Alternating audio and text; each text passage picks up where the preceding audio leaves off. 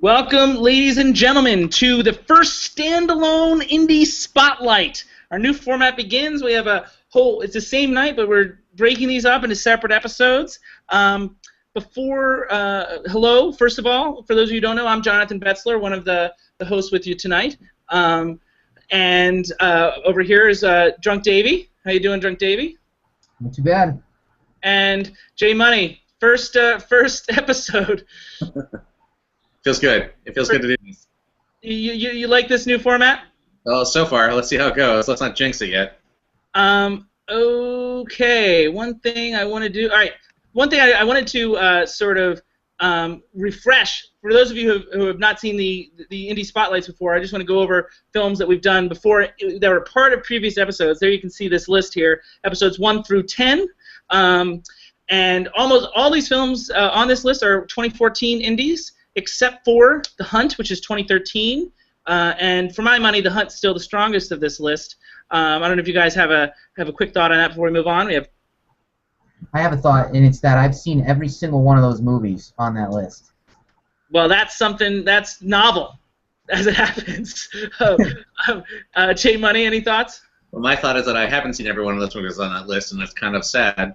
But I guess for me, what I have seen, Force Majeure is still at the top. Cool. You're Leviathan. Leviathan, The Hunt, they all sound really good, honestly. So. All right. Awesome. So tonight's movie is a little different in that, I mean, on a couple different levels. So guys, I'm going to talk for a little bit. Whoops, that's not what I intended to do. Like it all. Yeah. Whoops. I'm going to talk for a little bit, and then you guys will chime in. Because in this particular movie that we're going to talk about today is a movie that is on VOD, available on VOD right now. So it is a 2015 released within the last week and a half or 2 weeks, I think.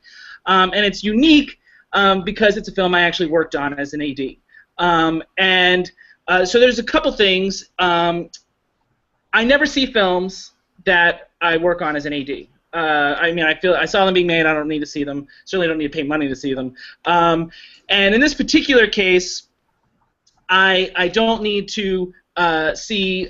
This particular project, unfortunately, ended with some bad blood, which I will hope. I don't want to touch on too much, but maybe a little bit just for the sake of the discussion. The name of the film is Timelapse.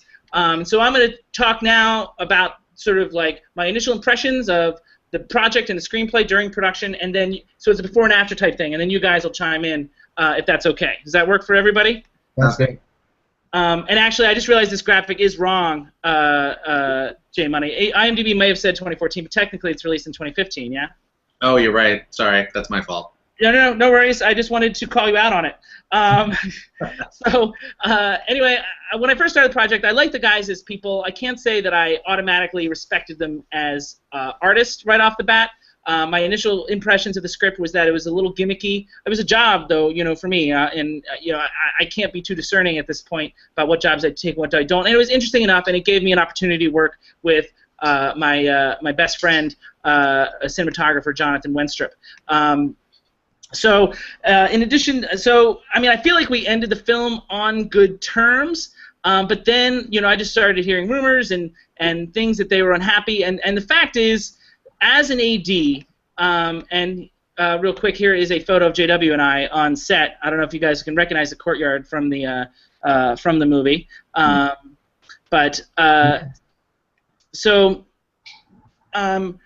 an AD, I'm frequently the deliverer of bad news. I'm the one that has to tell the director, no, you can't shoot every shot on this list. No, you need to focus on the shots that you need versus the ones that are, are just eye candy. The film needs to cut together. I mean, this is not something that was specific to Timelapse. That's really just always frequently the message, especially with first-time filmmakers. And I think that in this particular, one of the reasons I get hired frequently is my ability to work with actors and help that process, because most first-time filmmakers like Bradley don't have that experience and feel uncomfortable with that.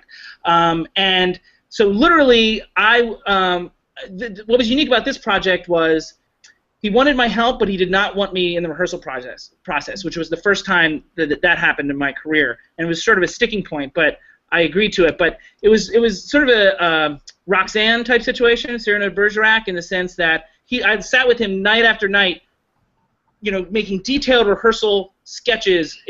I do a lot of improv during my rehearsals, character building improvs, and then. Time after time, I would actually write him what to say to these actors during these, rehearsal scenes. The buzz was the actors were very pleased with the process, but by the end of the shooting, the actors and the director were ready to kill each other because the actors felt like all that they learned during the rehearsal process was abandoned during the shoot. Because Bradley in particular was more concerned about blood, quite frankly, and some more visual aspects. So during the production, I can say that I felt like I liked all three actors a lot. I feel like Matt had sort of a thankless role. He tried to maybe overthought it to trying to add dimension to the character that wasn't really there on the page, and probably just wound up confusing himself. I still think it's a flat character, even after his performance that I witnessed. Editing changes things, I admit. Danielle is like the smartest person. Was one of the smartest people I've met, for better or worse. Unfortunately, she knows it, and she doesn't have a lot of patience for people that aren't as smart. And we had plenty of them on the crew, and she caught me in a couple of mistakes as well. I mean, a couple oversights, I should say. But I mean, I do feel like she could have. I mean, we had a relationship where she can come talk to me. I think that she had one of the hardest roles that she was. Not surprisingly very good at. I thought she was strong in the scenes that I saw. And finally, George, I thought was he came the furthest. He was the rawest actor, and he really had an opportunity to shine. He had at least some of the. Again, this is all based on raw footage that I saw being filmed, but he really grew as an actor and gave added to the character where Matt was not able to add. Layers to the character. So, I'm sure there was more I wanted to say, but we don't have a lot of time. But I think that's. I do want to make a point about the design aspects of it. I did not get along with the designer, but some of the design was really, really strong for the budget that we had. So that pretty much sums it up. So, guys, it's time for you guys to talk about your reactions. Davie, Joe, you want to go first? Yeah, it's. This is. I have to ask a quick question so I can frame this. Well, I mean, first tell me your reaction, and then I can answer questions. I mean, I really enjoyed the movie. I thought I liked the story a lot, and I thought the just based on what you were saying, the design, I thought the machine was neat looking. I liked the movie a lot. The machine was the centerpiece for sure. I'm kind of sorry to hear that you liked it. But go ahead, J Money. Who, me or J Money? Yeah, you. I mean, I guess I would say that it's funny because when I watched this, I was concerned about two things. I was concerned that one, if I really liked it a lot, then I was concerned about how I was going to talk about that with you, and two, I was concerned that knowing somewhat about your experience on this, how much that might affect my viewing of it.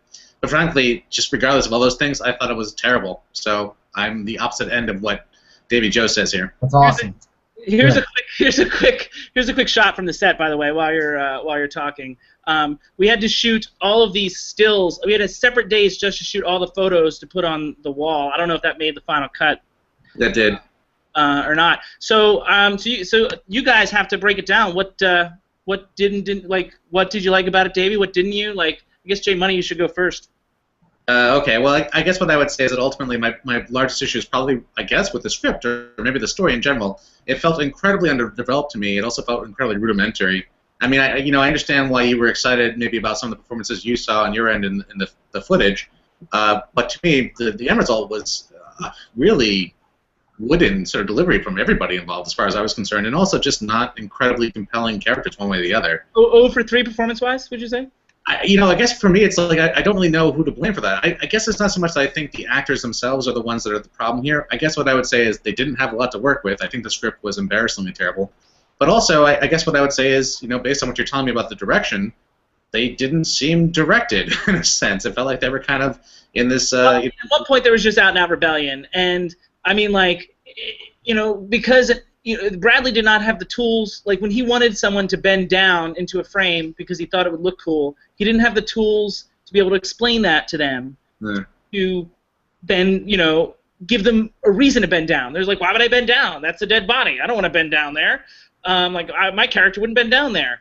It seems like actory stuff, but there's ways to communicate this to actors. I literally had to, it felt terrible, but I had to go to the actor separately and pretend that Bradley said something that made sense, and it came out of my mouth. Because he didn't. It was me, and that was the process we were working under. To me, there was supposed to be such a chemistry between these three characters in general in the movie, and I could not get a sense of the chemistry. There was absolutely, to me, as far as I'm concerned, script-wise, I always thought their living situation was strange, like it was sort of contrived. Regardless of even the strangeness of it, I could not sense any sort of romantic tension between any of them, which is actually a large part of this film, and also just any kind of emotional connection between them. They felt like very distinct people that were kind of going through the motions. I do wonder about that watching Danielle. I thought it was a choice, and I thought it was an interesting one if she was purposefully holding back like any sense of sort of passion or feeling towards Finn, the Matt O'Leary character. That might be true, but because nobody else has any passion in this film, that makes the whole thing feel kind of thunderously, thud-like in a way.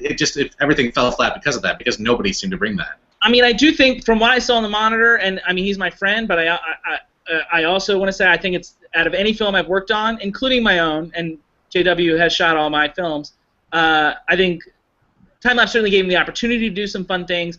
Through the monitor, the cinematography looked outstanding. Yeah, I guess that was fine. I guess I would say the production value was actually one of the most impressive things about this. To Davie Joe's point, the room with the camera in it, it's actually very interesting. And I definitely want to throw it back to him now and hear more positive things. So. Yeah. Well, all right. Let me ask you: did you shoot the movie? When you shot the movie, did you shoot it from the beginning to the end? Did the scenes? Is that general? This is a very novice question, but I really don't know the answer to it. What do you mean by do we shoot it in story order? Yes. No. Okay.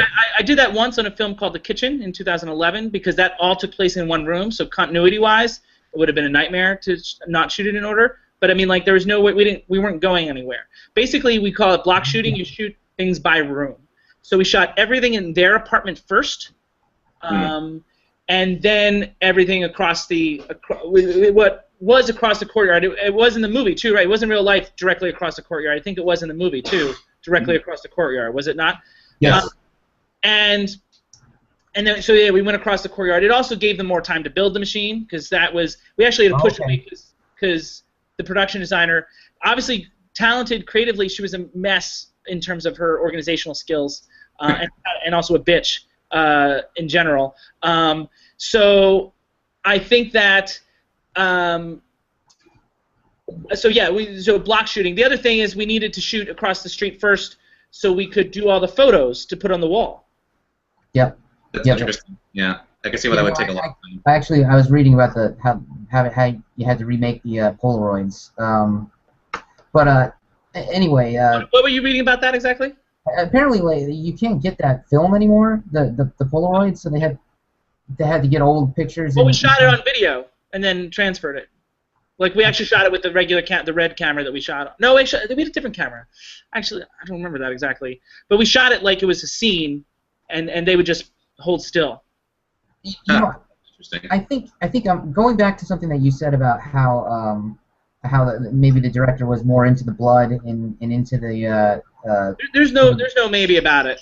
Okay, well, because I think that the performances were actually they got better as the movie got bloodier, and it could be that maybe I was just getting more into the story and I was enjoying it more. But I don't know if that's. I think what's happening there is the characters are actually, having arcs there because once the movie starts to get bloody, things are actually happening as opposed to them, just being.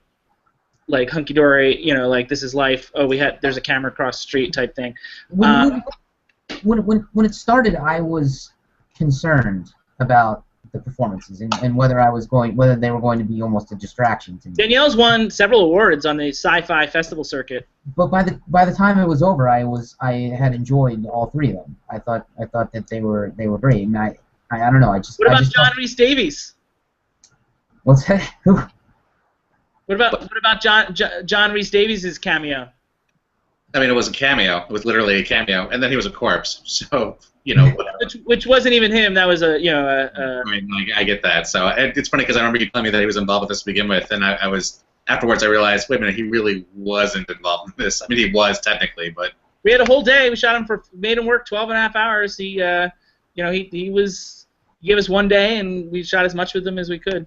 I feel like there was like maybe 30 seconds of him at most. I don't really remember him being too integrated into this. Yeah, the scene where he falls took some time because he's an older guy. Sure. Mm. I mean, he may not be in there, but there's a flashback. Like, did they ever show like how he actually becomes a corpse? No. No. Well, no. That's part of the twist. That's part of the twist in the end. We shot that.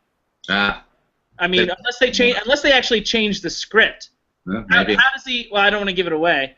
But so maybe you'll tell me later. It's a lot of exposition.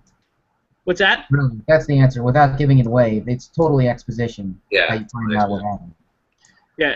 Okay. Cool. I think of it, that sucked. I didn't realize it didn't bother me at the time, but now that I think about it, that was bad. Did you just raise your hand? Yeah, I mean, I got a couple more things to say about this before we wrap it up, so I just want to make sure I get in there. Okay, go ahead. We have, I'd say, about 7 minutes left. Okay, well, one thing I want to say is that as somebody that went to art school, every time this happens in a movie where you have to focus in on an artist to create some sort of fantastic work, it's either hilarious or it's great. I mean, the work that was actually created in this movie as a part of the metamorphosis of his character was, terrible. The paintings themselves were laughable. So that was something that really took me out of the process in and of itself, I guess, in a way that... I forgot about the painting. We had a real artist do those paintings, though. That artist is terrible. I don't know who it is, and I really don't want to offend anyone, but frankly, those works were laughably, ridiculously terrible.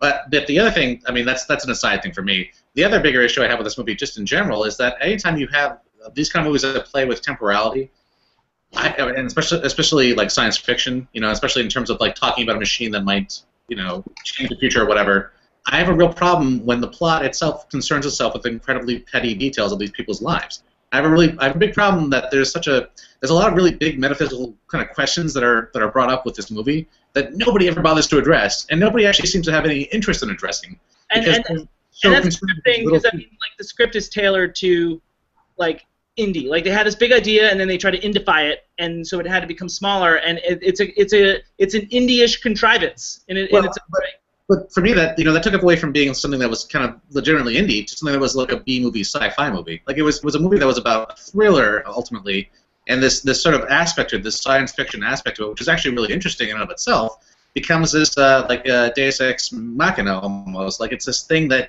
is just there to explain away some plot contrivances. Like, I really had a problem with that.